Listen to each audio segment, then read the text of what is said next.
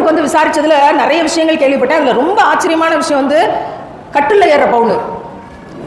மறந்து போனேன். நான் இப்படி ஒரு காரண பெயரை ஒரு தமிழாசிரியராக இருந்து இத்தனை ஆண்டு காலம் பணி செய்து காரண பெயர் தமிழ்ல ரொம்ப அழகா இருக்கும், பார்த்த உடனே தெரிஞ்சிடும் இந்த காரணத்துக்கு தான் அந்த பெயரை வச்சிருக்காங்க அப்படின்னு. கட்டில்ல ஏறுற பொண்ணுனா என்ன? சரி சரி சரி சரி. யாரு கட்டில்ல ஏறுறதுக்கு யார் கொடுக்கணும்?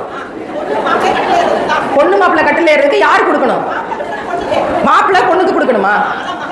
இன்னைக்கு அப்படிதான் நடக்குதா? இப்ப மாறிடுச்சு. இல்ல, எனக்கு நான் இவ்வளவு தைரியமா பேர் வைக்க கூடாதுங்க. ஒரு தைரியமா இருக்க வேண்டியதான். இவ்வளோ தைரியமா பேர் வைக்க கூடாது. அதுல வந்து உங்க ஊர்ல தான் நான் வந்து கேள்விப்பட்டேன் தோழன் சாப்பாடு, பதர் பணியாரம், இதுக்கெல்லாம் என்ன காரண பெயர் எதுக்கு வச்சாங்கன்னு தெரியல. மச்சினை மோதிரம், இவங்களுக்கு மோதிரம் போடுறதே அதிகம்னு பேசிக்கிட்டு இருக்கோம். மச்சினை மோதிரம், பொட்டி துணி, நல்ல தமிழ் பேர் வச்சிருக்கீங்க எல்லாம். அதுக்காக தான் அதை எழுதி வச்சேன். இந்த ஜாலர் முஸ்தபா மட்டும் எனக்கு புரியல, மற்ற எல்லாம் புரிஞ்சது. தமிழ் பெயர்ல ரொம்ப பிரமாதமா பேர் வச்சிருக்கீங்க.